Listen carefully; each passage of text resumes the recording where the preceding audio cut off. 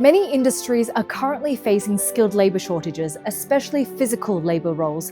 Affected industries range from manufacturing to aviation, logistics, and infrastructure. Now, one potential solution is the use of physical AI. I'm here today in Davos during the World Economic Forum to speak with Arnaud Robert, president of Hexagon Robotics. We're here to uncover how this technology can be harnessed and take workplace safety and efficiency to new heights.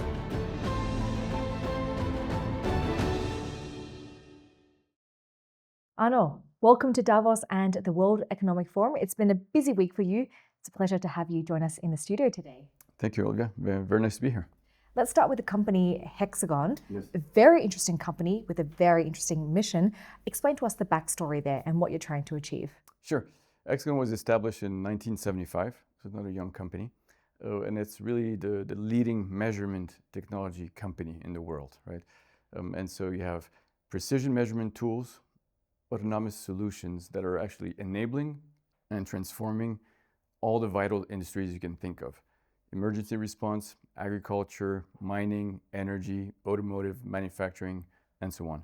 So the company is quite global, 40,000 active customers. So 40,000 companies are using, in one form or the other, Hexagon technologies. And I'm sure you've already been having some very deep conversations here at the World Economic Forum with potential clients. Absolutely. So we've created within Hexagon a new division called Hexagon Robotics, which is really to capture the opportunity between robotics and physical AI. And as such, we are trying to help all industries effectively move into a new level of autonomy, right? And so quite a few conversations here in Davos around the potential, in our case, of humanoids to enable that future. And why are you so convinced that physical AI can help solve skilled labor shortages? Yes, there's a few different things actually. So physical AI, really in simple words, is applying AI to a physical world, in our case, humanoids, robots in general. And so you can imagine a few layers. The first one that most people talk about is obviously if you can do certain tasks very rapidly or 24/7, then you have a gain of efficiency. Although that's interesting, our interest is actually at a higher level.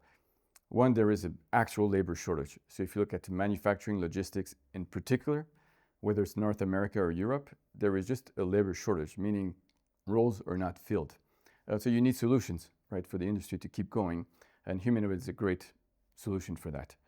The second thing that's more interesting to us is that if you can take all the repetitive, tedious tasks out of the factory line, then workers can start solving actually much more interesting problems. They know production very well, they know the bottlenecks, they know what's wrong, and so they can start spending more time effectively thinking what is the next generation, right, of factory lines, of optimization, and so on and so on. So we think that's a massive, benefit, if you want, to society, which is all the tedious, repetitive tasks could be done by robots. Let the skilled workers do more interesting work. That's fascinating. So what I'm hearing is the benefits are twofold. Not only are you addressing this very critical skills shortage, but you're also alleviating the workers of all these tedious manual tasks. Now, what else do you think physical AI can help solve? Let's talk about workplace safety, of course. Of course. And so beyond tedious and repetitive tasks, I think if you look at 10 years from now, we'll look back and really question why we had humans effectively doing all those dangerous tasks, whether it's in mining, in a nuclear plant, some cases in energy field, semiconductors, and so on and so on. There's a lot of tasks that are quite dangerous for humans. You can automate all this with humanoids, right? Effectively, you can have a humanoid go do that task and again, free that worker to do something else. So the safety in dimension, if you want, is really important. And it's safety, as I mentioned, but also safety in the context, for example, of moving sharp objects. There are things where you have a lot of safety concerns, and so you want to take that away again from the human, and a humanoid can do that. The other dimension beyond efficiency and labor shortage is actually sustainability. So it's a kind of a secondary effect, if you want, in some sense, that if you can have all those tasks, repetitive tasks, tedious tasks, dangerous tasks, done automatically and autonomously, then the waste in the factory, in the production of parts and so on, decreases significantly. The energy consumption decreases significantly. And so you have an environmental benefit that I think is well suited for the Davos conversation, in effect, that is a bit of a secondary effect, but is extremely important as well. Yes, and so we're very focused when we have use cases with customers. It's always about what is the gain, the value creation, but also what are the impact from an environmental perspective, broadly defined, that positive impact it can have. Now, you've also raised humanoids in the conversation. Yes. So let's bring into the topic Aeon. This is a humanoid that you have within the company. Yes. Describe to us, what is Aeon like? What does it look like? And how can it help make our lives much easier in the workplace? Absolutely. So Aeon is the first product of the Hexagon robotics division. It's a humanoid, as you mentioned. Form factor, average height and average weight of a human being, so about 1.75 meters, about 60 kilos. When you look at it, it resembles the shape of a human. That's why we call them humanoids. The head is quite particular in our case. We have many sensors in the robot to do the tasks very efficiently, but also with precision and what we call spatial awareness. So one of the big things of how we designed Aeon was to ensure that we had enough technologies coming from the Hexagon heritage to ensure that Aeon actually had full awareness of its environment. So in the conversation of our humanoids, it's, again, going back to tedious task and so on, it's often just a task. But when you're in a factory line or manufacturing site, et cetera, you need to be aware of your environment. What if a human is walking? You need to avoid it or take measures. And so the head is shaped, it's slightly different, right, than a human, obviously. But we took a lot of, as other companies, we took a lot of the human evolution, right, and put it into that form factor.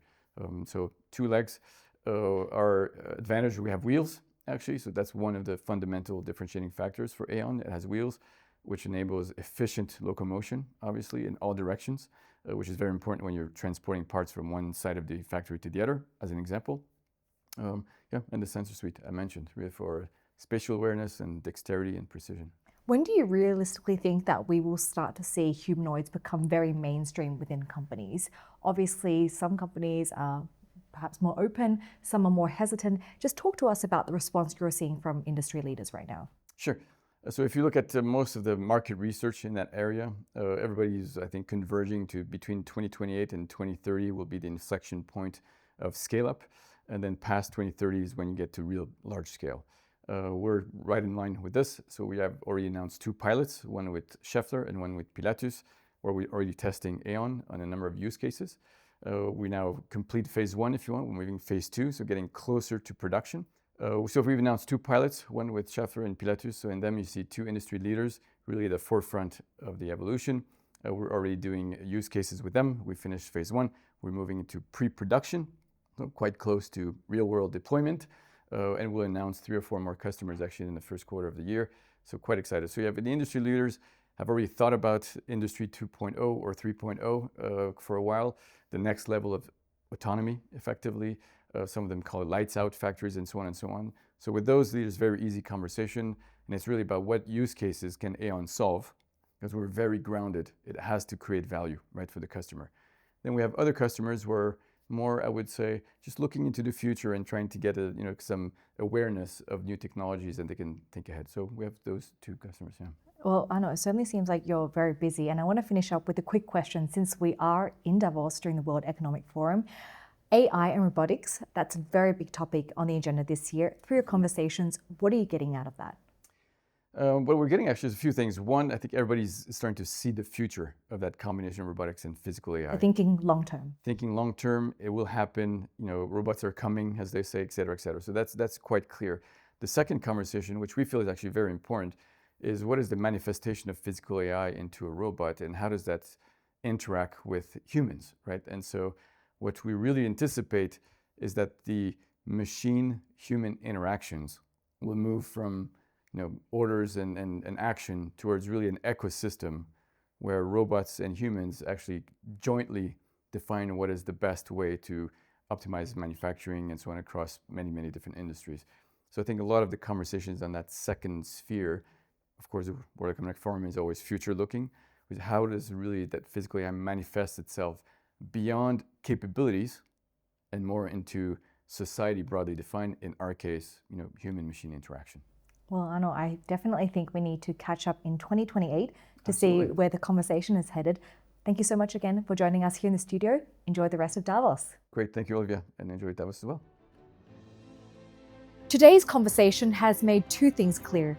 The first is that skilled labour shortages must be addressed as soon as possible for key industries to continue functioning. The second is that physical AI has the capacity to tackle far more than skilled labour shortage issues. Hexagon is at the forefront of this conversation with the mission to build an autonomous future, one humanoid at a time.